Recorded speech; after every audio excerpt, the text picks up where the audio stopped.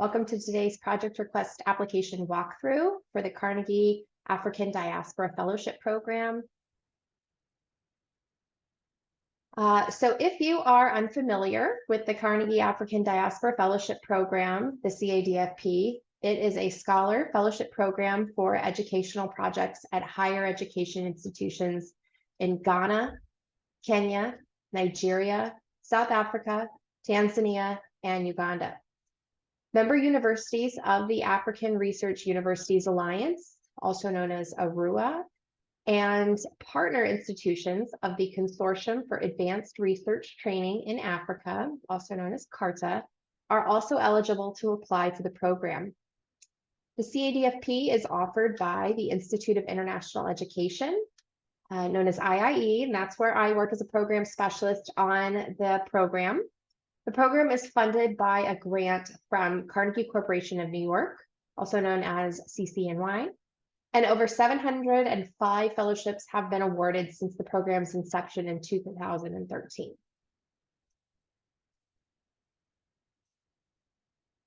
Eligible institutions can propose a 14 to 90-day project in one or more of the following areas: innovations in curriculum co-development, new approaches and methods to graduate mentoring and training, and impactful research collaboration and capacity strengthening. So what do these areas mean? The innovations in curriculum co-development, we typically see requests that are outlining activities in curriculum co-development, focusing on innovative and collaborative approaches to designing and implementing new courses and curriculum. Fellowships that assist host institutions in developing and strengthening online instructional capacities are highly encouraged. Projects that include curriculum development provide the actual or the anticipated course titles and the number of courses to be evaluated and developed, and how the host institution plans to staff the teaching of the new curricula.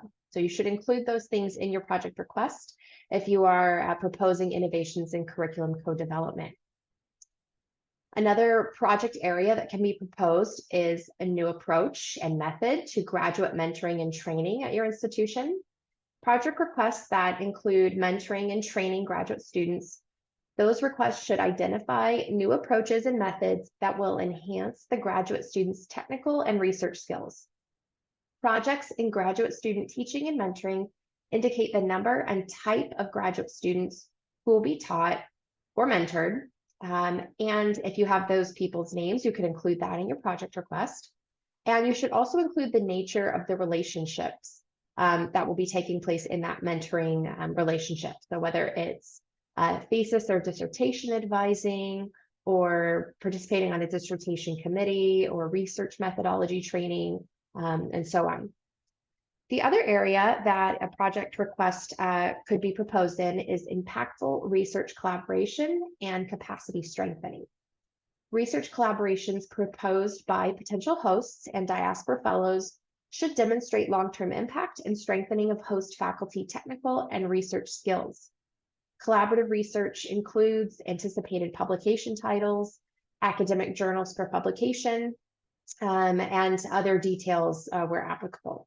If you have questions, if a project that you're thinking of would be eligible for the program, please don't hesitate to contact us for clarification and advising. So here are some project example ideas or examples based on the areas that you could be proposing in a project. So if you were proposing an innovation in curriculum co-development, it could be something like collaborative curriculum co-development of African and African American literature programs. This was something that took place in Nigeria. Or new approaches and methods to graduate mentoring and training. For example, graduate teaching, training, and mentoring to enhance research skills in geography. Or impactful research collaboration and capacity strengthening. A project example from the past was a project where they worked on building research capacity in a vascular biology program. You can also go to our website at iie.org/African Diaspora and navigate to the Selected Projects tab to view a list of selected projects from over all of the years of the program. I'm going to put a link to that in our chat. And so you can go to that and view all the selected projects over the years. If you are just wanting to see examples of projects that have been accepted to the program. I'll now review the eligibility requirements for the program. Oh, and I realize now I didn't put that link in for everyone. I'm putting that in now. So you can see that link to the selected projects. It's now in the chat. Okay, the eligibility requirements for the program. We have different eligibility requirements depending on if you are a potential host institution or a diaspora scholar. For host institutions, the institution must hold accreditation through a national higher education accreditation agency in Ghana, Kenya, Nigeria, South Africa, Tanzania, and Uganda. Public and private institutions are allowed to apply. And member institutions of the Africa Research Universities Alliance, ARUA, and partner institutions of the Consortium for Advanced Research and Training in Africa, CARTA, so they are also eligible to apply. For the diaspora scholar that you are proposing to work with for the project, that person must be an African-born scholar living in the United States or Canada. They must hold a terminal degree, and they must currently hold an academic title at an accredited university or college in the United States or Canada. So when you're looking at or planning your project and who you want to partner with, the diaspora scholar, that person must meet these eligibility guidelines. All right, we do have the application is open right now for project requests. And the deadline is September 18th, 2024 at 11:59 p.m. Eastern Time. The application has a two-sided process. There's a project request that must be completed by the host institution. And there's also a scholar application that must be completed by the diaspora scholar. For being matched with a scholar, there's two choices. You can decide who is the scholar you're collaborating with. Maybe there's already a diaspora scholar in the United States or Canada that you already have a working relationship with. You've met them at a conference. Perhaps they've been to your institution before. You can collaborate with that scholar during the application process and you name them in your project request. And so you make that match on your own and you name them in your application.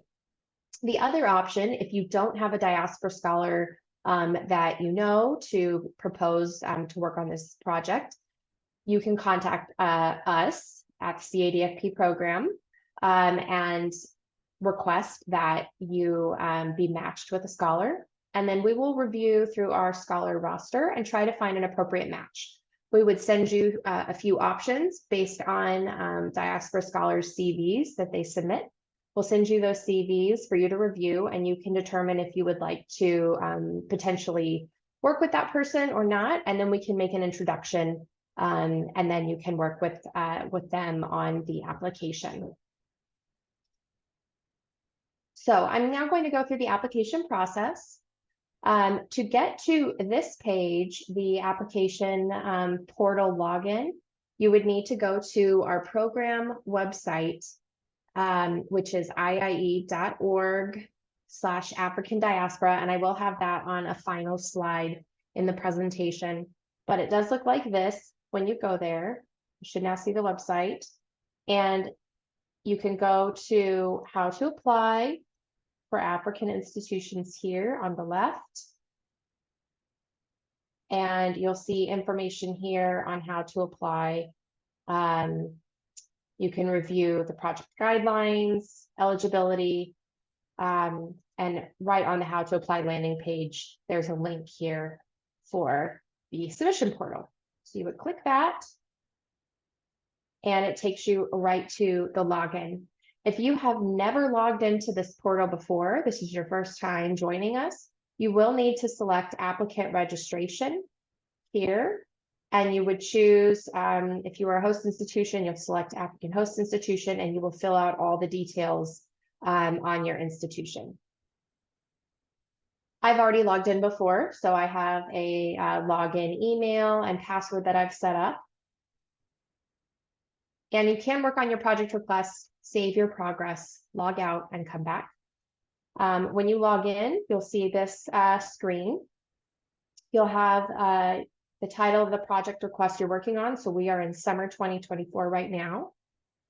You will see the deadline. You have 62 days remaining. You can see the status of your application. So if you thought you submitted it and you log in and it says in progress, that's a sign to you that you need to click submit. You can also track your letter of support. This is a required piece of the application that I'll talk more about.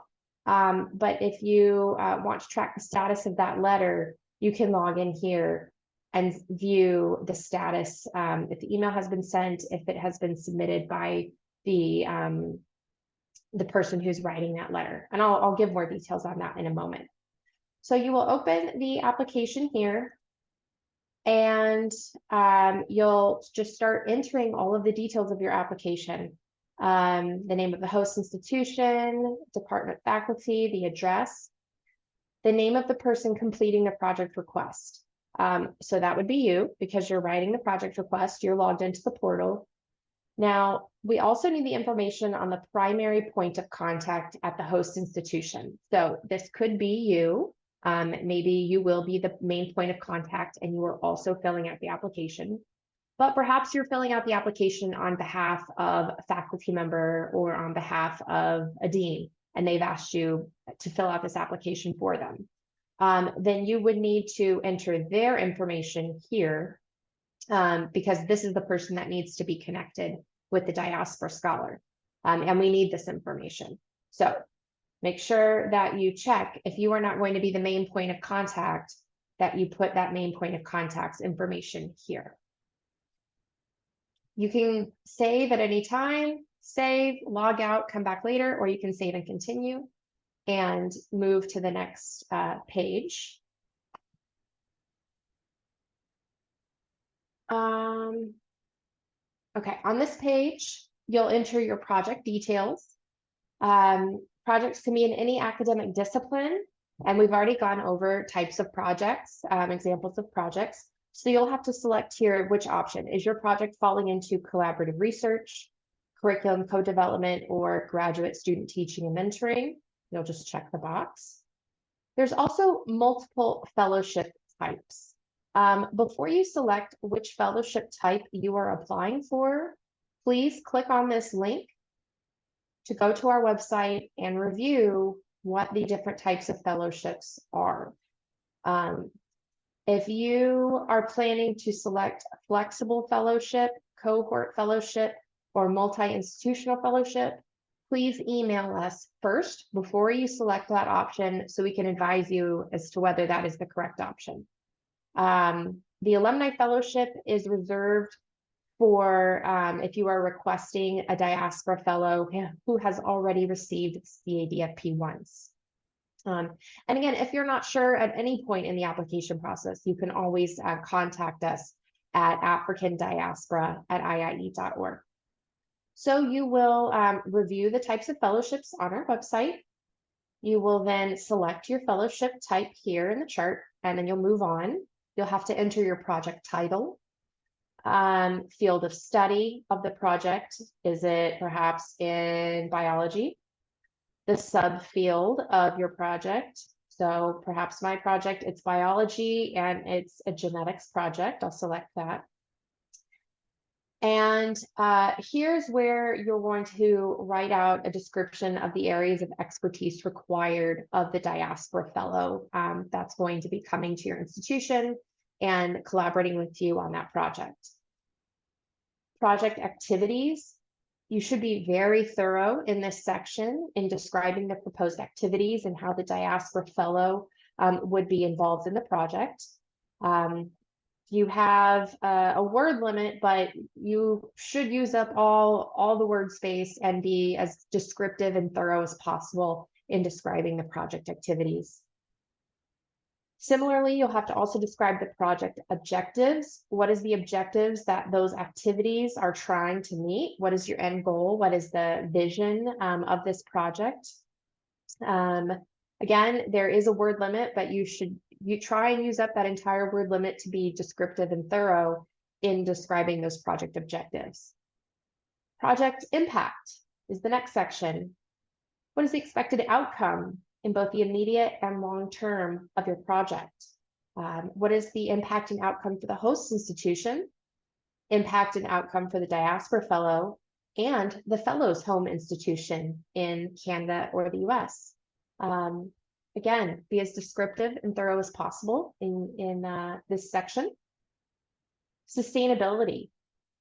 You should outline plans to sustain collaboration with the diaspora fellow. What future collaborations do you envision?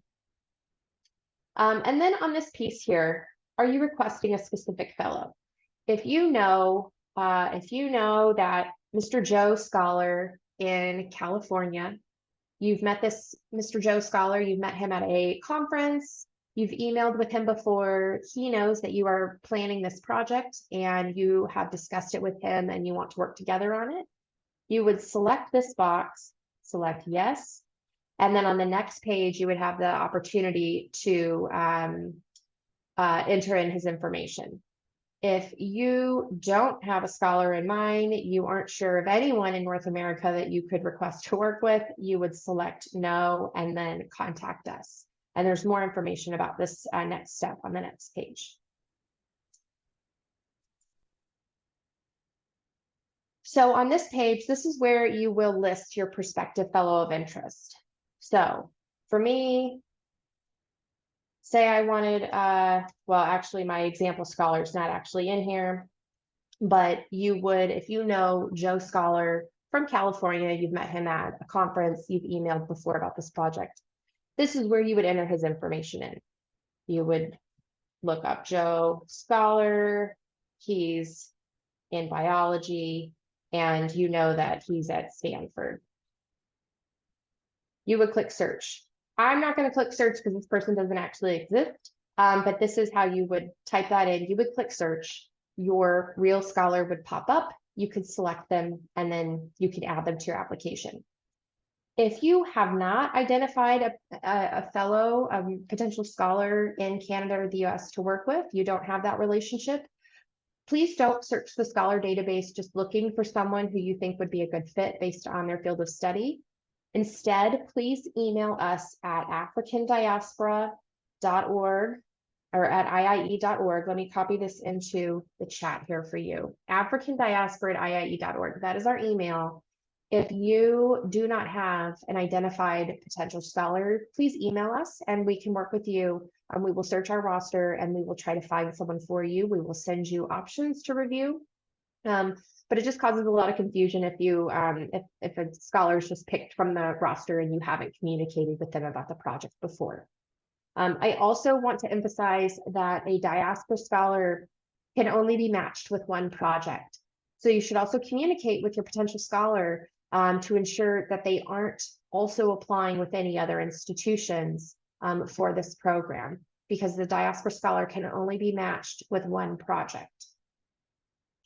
So after you've selected your fellow of interest, or you clicked no and you emailed us directly about finding a scholar, you'll move forward in the application. You'll enter the project timeframe, arrival date of your scholar, end date of the project. Length of visit in days, this field is automatically calculated once you've typed in those dates. Just some further information about the time frame of the project you can enter in there. Cost share details. This is where you can show the commitment that your institution has to this project and to hosting the diaspora fellow. You can enter in lodging arrangements, if the institution is covering any ground transportation locally, in-country travel, if that's required for the project, coverage of meals, meal arrangements.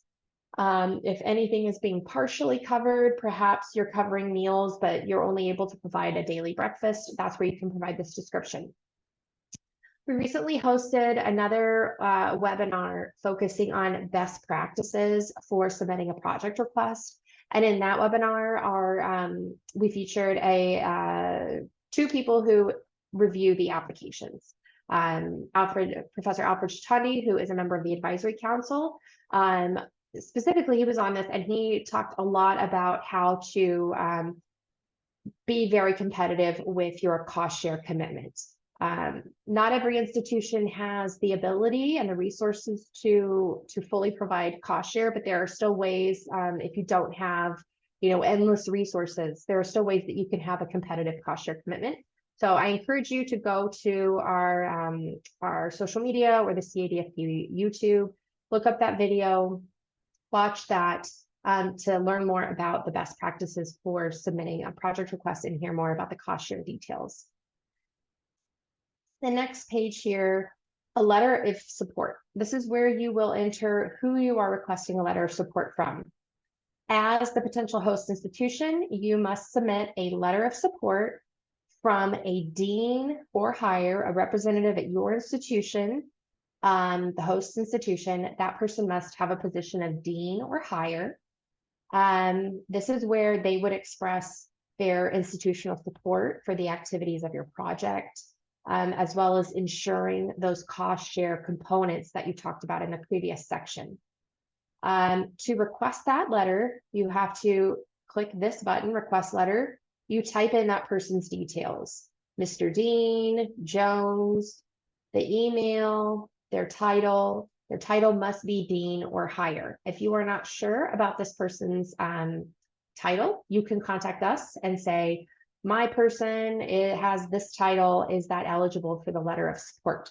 But as long as it is a dean or higher, dean, vice president, president of the institution, that is fine. Their department, you would enter that in, and then you'll click here, send email is at the bottom, and that will trigger a request email to your dean or whoever you've entered in here. It will trigger a request email to them saying that you've requested a letter of support. You should talk to them in advance so they know that this email is coming and they know what's expected of them for the letter of support, but they won't be able to log in and submit the letter until you fill out this page and click send email. So after you've done that, you have a full readout here telling you everything that you've entered into the application. Mine is pretty empty because I haven't fully filled out the application yet. Once all of these fields are complete, you'll be able to fully submit your application and there will be an option to submit. I don't have that option because I haven't filled out the application fully. Like I showed you at the beginning, you can always go back to the beginning of the application and see if you did submit or not. So if it gets close to the deadline and you can't remember if you actually submitted, you can check here and it would say if you've submitted or not. I also want to show you our website quickly because as you fill out the application, we have a very thorough FAQ on our program website. Again, this is at iie.org/African diaspora.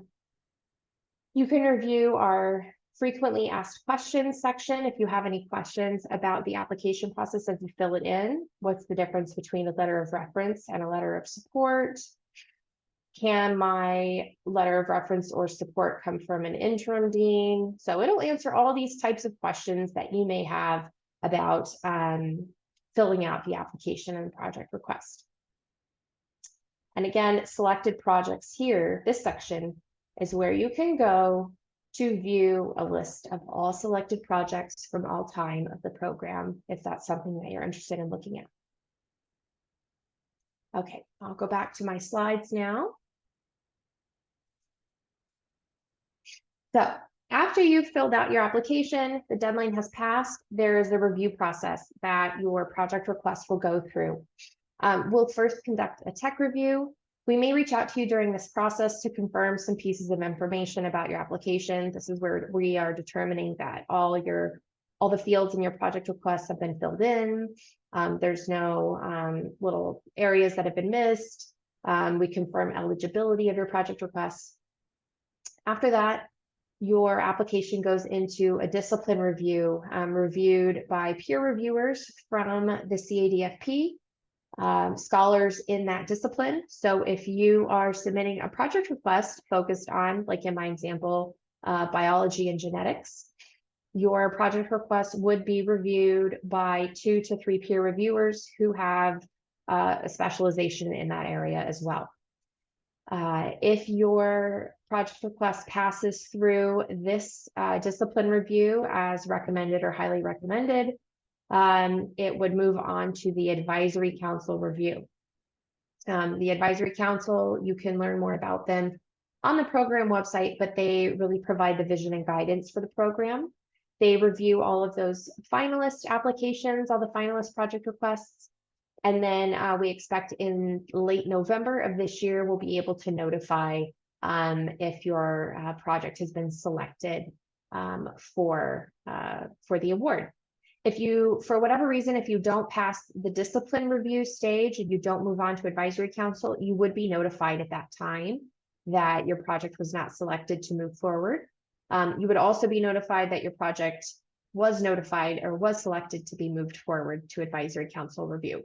So you'll be notified at each stage whether or not your project request is moving forward in the process or if it is not. So you won't be in the dark until the end of November. You'll have progress updates on your application throughout the process. The review criteria that our discipline reviewers and the advisory council considers is your eligibility. Your eligibility is considered during the tech review process, but they also, confirm, is this project actually eligible? Is the host institution eligible? Is the diaspora scholar eligible? They review the quality of the proposed project, the evidence of the mutual benefit for host institution and scholar in proposed project. These 2 points, the quality and the evidence of mutual benefit. This is why in the application walkthrough I was doing a few minutes ago, I said to be as thorough and descriptive as you can in the space allowed, because this is how they determine the quality of your project. If you write a very short project objective, you're not very descriptive in the project activities, they're not able to really determine the quality of the proposed project or the evidence of the mutual benefit if there's not those details there. So really, be as descriptive and thorough as you can. The appropriateness of time. Did you propose the right amount of time to complete the objectives of the project? If your project is proposing to develop new curriculum for a new degree at your school, but you're only proposing 14 days, is that a realistic amount of time to develop curriculum for a new program? So consider the appropriateness and how realistic that time frame is when you're proposing that in your application. The fit and quality of the proposed scholar match. Your proposed scholar should be a specialist in the field that your project is in. So if your project is in genetics, your proposed scholar shouldn't be a statistics specialist. They should be a scientist working in genetics. The host institution cost share. The host institution's commitment to cost share is something that's considered. So, really consider the different ways that your host institution can contribute to cost share and provide that cost share commitment to be considered competitive. That is where you show your institution's commitment to this project and this partnership. And then also the letters of support and recommendation. The host institution is the one that submits that letter of support from the dean, supporting the project itself and the commitment to the project and the relationship being developed with the diaspora scholar. And then the diaspora scholar in their application, they will have to provide a letter of recommendation from their dean or higher than their dean, recommending them to participate in this project and recommending them for travel to your institution. The program benefits. Diaspora fellows the ones who are coming to your institution to collaborate with you on your project. They receive a daily stipend. We pay for their visa costs. They also receive limited health insurance, and we pay for their round trip international airfare to your country. We can also cover ground transportation costs to and from home and the airport here in the United States or Canada. That ground transportation locally on their way to the airport and back home in North America is covered. There are different fellowship types, which you can read more about on the website, but I do want to just point out a couple of things. Most applications are going to fall under multidiscipline. Not multidiscipline, we had all discipline. We have a multi-institutional fellowship that you can apply for that I'll talk about on the next slide. We also have cohort. So if you are wanting to request 2 or more diaspora scholars, you can, and that would fall under the cohort fellowship. The flexible fellowship allows for multiple visits to your institution over the course of the project. You do have to provide reasoning for why multiple trips are necessary. The alumni fellowship is for requesting a diaspora fellow who has already participated once. The multi-institutional fellowship, 2 institutions can submit a single project request. So if you are going to collaborate with another institution, that is allowed, but we do encourage a collaboration between a more established institution and a newer university. That doesn't mean that 2 established institutions cannot collaborate. We do allow that. We just encourage those collaborations between established and newer to allow for capacity building at the newer organization. In cases of the multi-institutional fellowship application, a letter of support is required from both institutions. The institutions can be in different countries. And we do allow collaborations between a university and a research organization. So it's not necessarily 2 universities. It can be, but it can also be a university and a research organization. If you are applying for this and you're planning on collaborating with another institution for this fellowship, you should contact us first to talk through the application process. The cohort fellowship, institutions can submit 1 request for 2 or more diaspora scholars. So in our biology genetics example, say there are 2 fantastic genetics scholars in the US, one's in California and one's in Michigan, and you want to bring them both to your institution to work on the project. That is a possibility. Each scholar would need to submit their own application and their own letter of recommendation from their home institution.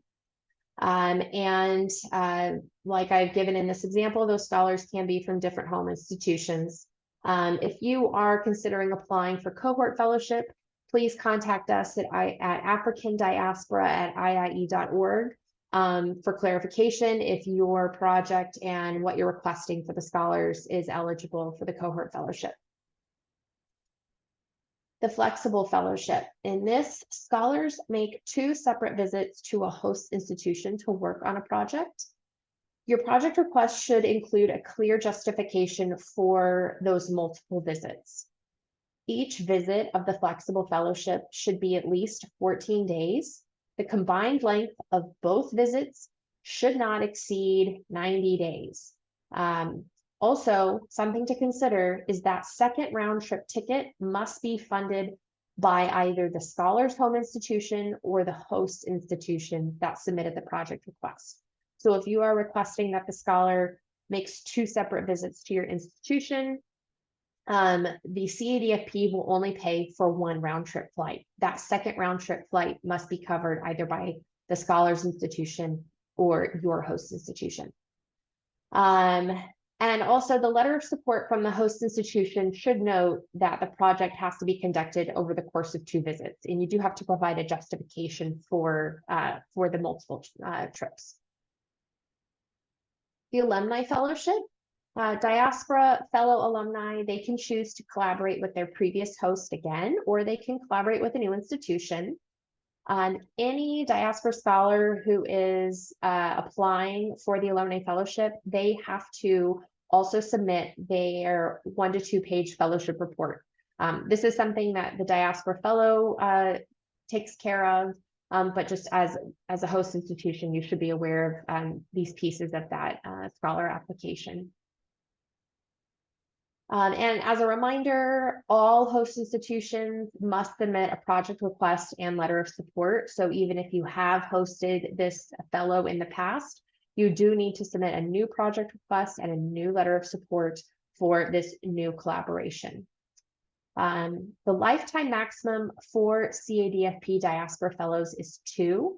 So if you've already hosted Joe Scholar from California 2 times, he cannot participate anymore because that lifetime maximum is 2, but there is no limit for host fellows. So if you have submitted and have received, 5 fellowships through this program to fund projects and at your institution, you can just keep applying because there's no limit for host fellows. Supplemental funds. If your project request is matched with a scholar application and that's selected, you can also apply for supplemental funds, and those can be used for costs associated with fieldwork, workshops, publications, and other items. Those funds must have a direct connection to the outcomes listed in the project request. So an example here, we have knowledge production grants and workshop funds. The knowledge production grants, those cover research and publication costs. That could be, for example, field visits or software, books, equipment, or publication fees, up to a maximum of $1,500. This does not fund movable equipment such as laptops, cameras, or tablets, iPads. The other supplemental fund would be a workshop fund. This covers costs related to hosting a workshop up to a maximum of $1,500. If you have questions about the supplemental funds, you can email us at africandiaspora@iie.org for clarification. The timeline. So our application is open, like I said. The deadline is September 18th, 2024 at 11:59 p.m. Eastern Time. Selection decisions will be announced in late November 2024, so just later this fall. Project visits, the selected projects can begin as early as January 6th, 2025, and they must be completed by November 30th, 2025. So the project has to take place during that period of time. So what should you do next? Go to our website, iie.org/African Diaspora, click on how to apply. Make sure to download and review the project request guidelines if you're a potential host. You can also go to our YouTube channel to view the project request best practices webinar. Follow the link on the website to the project request portal, which I've walked you through. The request must be submitted online. We do not accept project requests that are submitted in document form to our email box.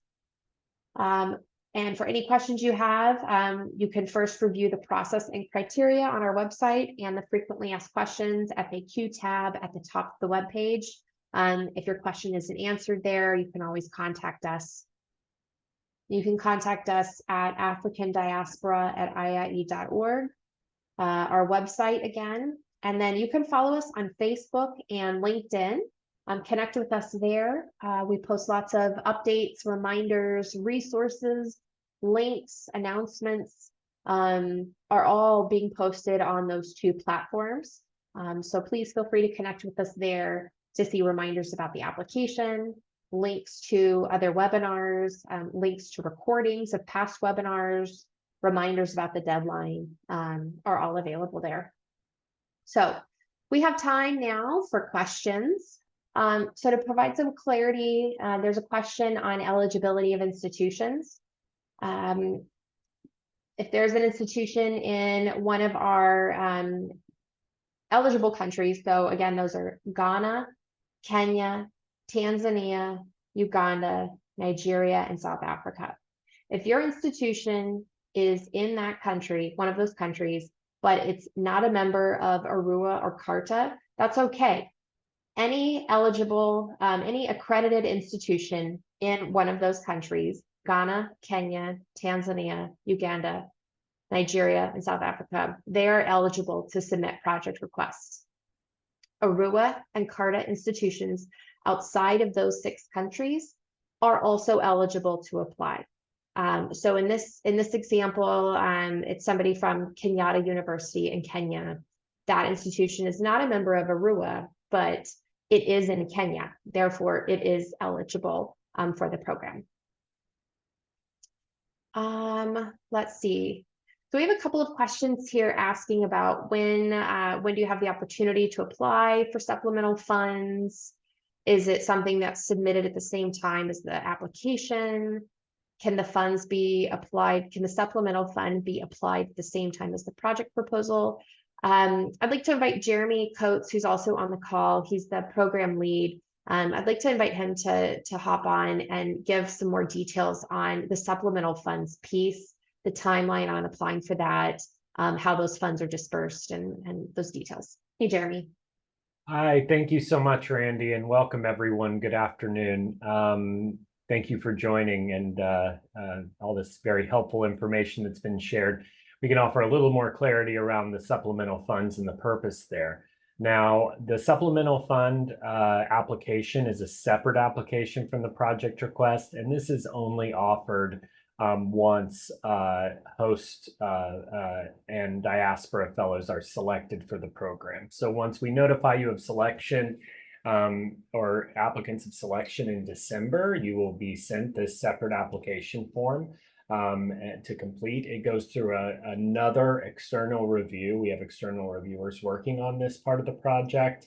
And from there, if it is selected, then the funds accompany the diaspora fellow, because we can't, it's very challenging to, add multiple people to our system, and we're already giving a stipend to the diaspora fellow, so the money accompanies them and they have to file the final financial report for it. Now, in your original project request that's going up for review and selection, you can mention what you would want to do with supplemental funds, but you don't have to give a detailed account, and you don't even have to mention it. This is something you can do after if you're selected. So we don't require that the costs that are outlined in the supplemental fund application be outlined in the original project request.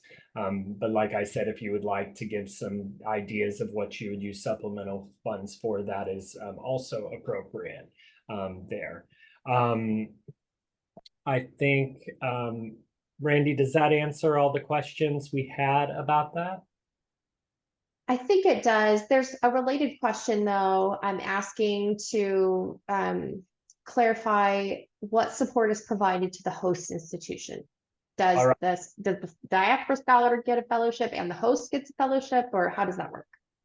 So how this works is that the primary beneficiary of the financial support is the diaspora scholar, because they're taking leave from their home institution to travel to the host institution and support activities there. So many scholars do not receive paid leave, so we have to support that part of their travel, of their work.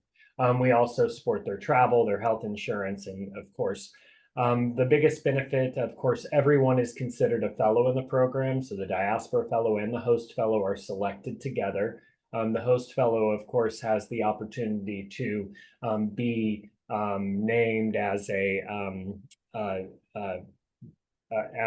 fellow of a Carnegie fellow indefinitely. Also, these supplemental funds, they go directly to benefit the hosting institution. So that is the purpose of those funds, is to benefit the hosting institution. Those are not funds that benefit the diaspora scholar.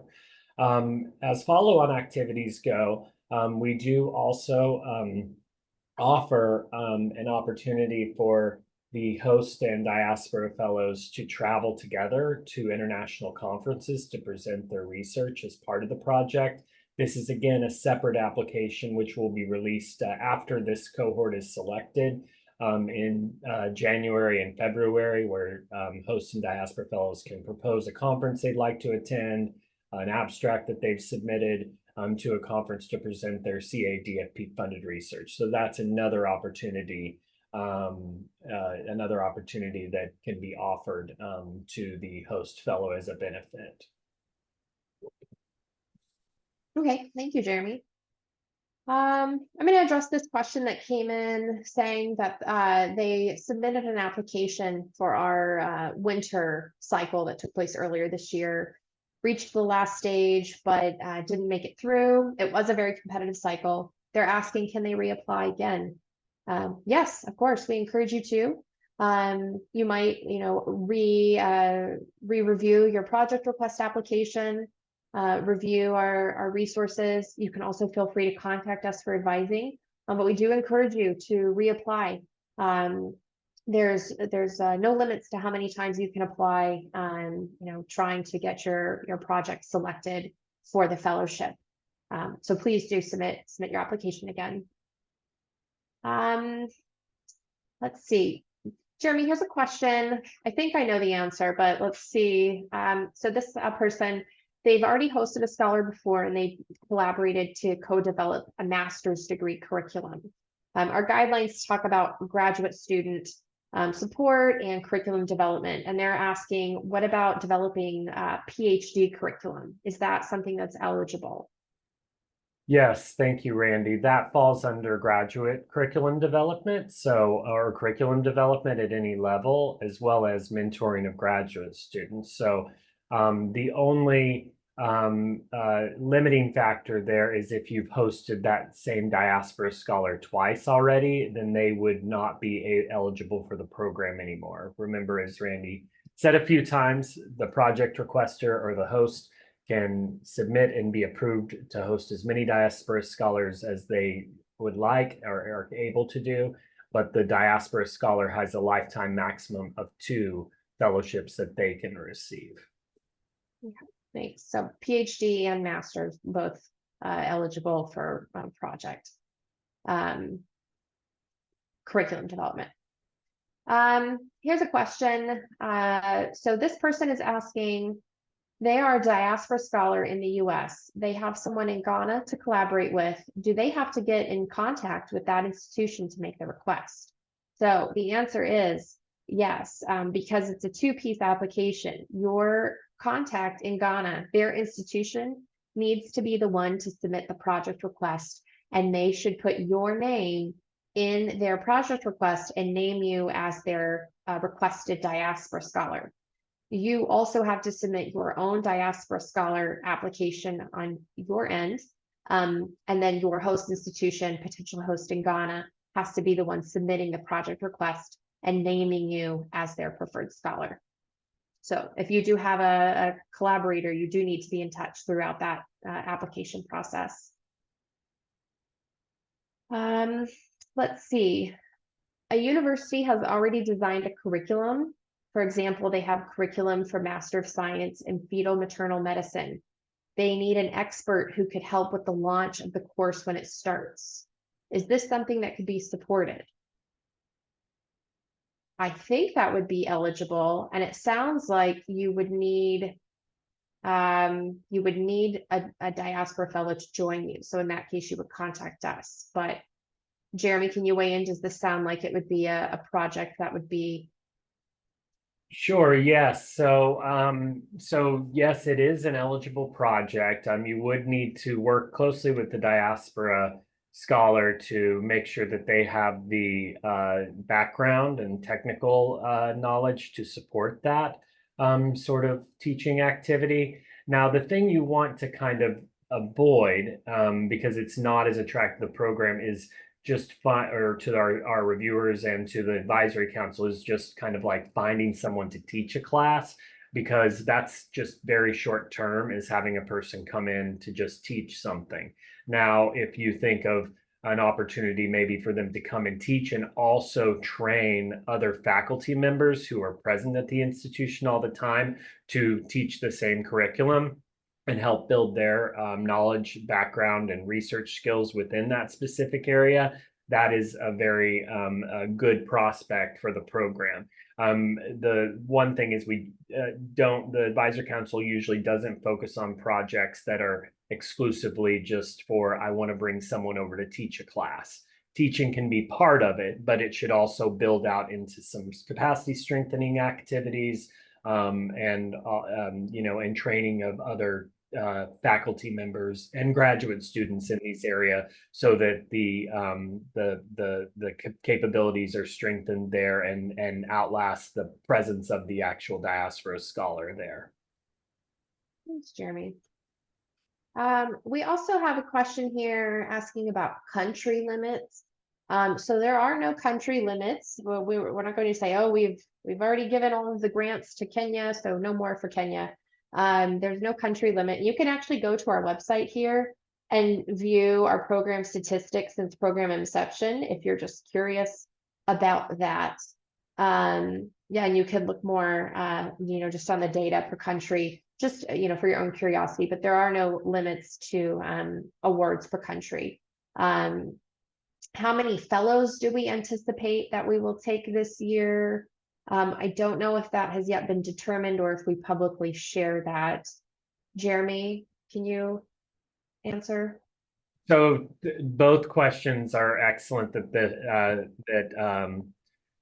Professor Alawepo asked here. That, with the country limits, we're looking for quality. So it really, countries aren't, as important. So quality projects are important to our selection committees, So, and Randy shared the wonderful selection criteria that we've developed over the last 11 years that can really guide you when you're thinking through your project. As far as the number we anticipate, we don't, we do sometimes, we have a target that we don't necessarily share externally. It's also based on, the availability of budget. We have selected one cohort already. We hope to select just as many from this cohort or this new cohort, but it depends, like, some projects are longer than others. And so we have to look at our budget as well on how many we would fund. So we don't like to commit to a specific number. But I will say the plan is for it to be 50 or higher projects. So, but we don't share any of our application numbers or anything like that externally, because we want to encourage everyone to submit high quality projects for the program as well. So if you put the time into the project request, listen to that webinar Randy mentioned. It's also shared in the competition announcement. She facilitated a great project building a strong project request session with one of our advisory council members who does review these projects, that really gives you the nuts and bolts of, like, what do I need to do to have a clear, feasible, quality project that is fundable under the CADFP. Thanks, Jeremy. A question here. Someone is asking about diaspora scholar eligibility. So I want to draw your attention back to our website where we have the full eligibility criteria that you can review. To answer this specific question, eligible diaspora scholars have to not only live in the United States and Canada, but they have to be employed full-time at an accredited college or university in the United States or Canada. They also have to hold a terminal degree. They, of course, have to live in the United States and Canada, and they do have to be born in any African country. We do require that diaspora scholar to upload the data page, their biographical data page from their passport that shows country of birth. So you can check here, but yes, they do need to be employed full-time at the accredited college or university.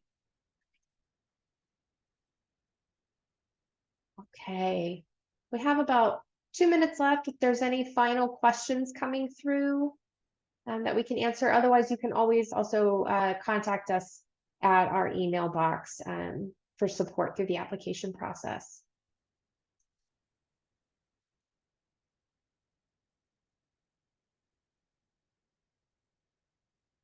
And Cole, I see your questions here about the insurance. If you can contact us, we can help you more individually on this question related to the insurance. It's something that we can, kind of talk through on a more individual level with you and answer that question. Randy, if I may add one point Sure. I think there are some diaspora scholars in this call today. The real focus of today's call is the project request and the host scholars, who would be selected host fellows. So Randy, maybe you can give us the time and date of the one that's specifically focused on diaspora scholars, because there's a separate webinar that's just for you, that's also listed in that competition announcement that we shared out earlier in the week. Yeah, thank you, Jeremy, for recognizing that. So we do have another webinar. It's taking place next week, and that is focused specifically on the Diaspora Scholar application process. We will walk you through that application. I'm going to put in the chat the registration link for that other webinar. It's taking place on July 23rd. So that is next Tuesday. It will be at 2 p.m. Eastern time. You can register for that. That application or that webinar is going to be specifically focused on the Diaspora Scholar application process. Okay, I'm going to address this final question that just came in.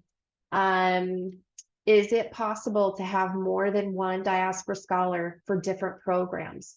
For example, one Diaspora Scholar works on fetal maternal medicine and another Diaspora Scholar works on gynecologic oncology.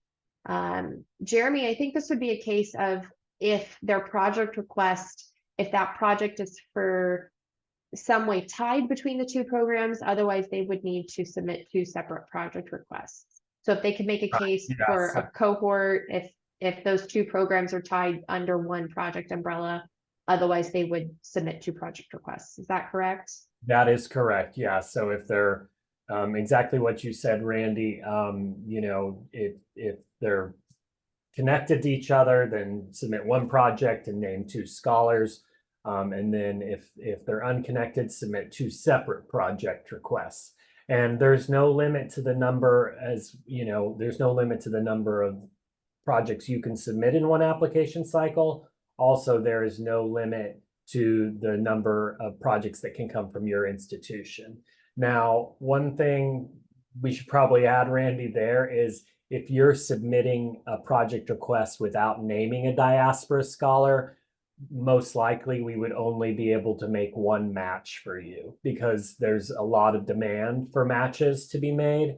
You know, so we can't really, you know, identify 2 or 3 Diaspora Scholars for 1 individual. But we can do that. We can definitely try to work with you to find 1 in that way. Thank you. Okay, well, we are at time and it looks like the questions have slowed down. So I'm going to go ahead and close the presentation. Again, thank you so much. We look forward to receiving your project requests. Please don't hesitate to contact us at africandiaspora@iie.org with any questions or support throughout the application process.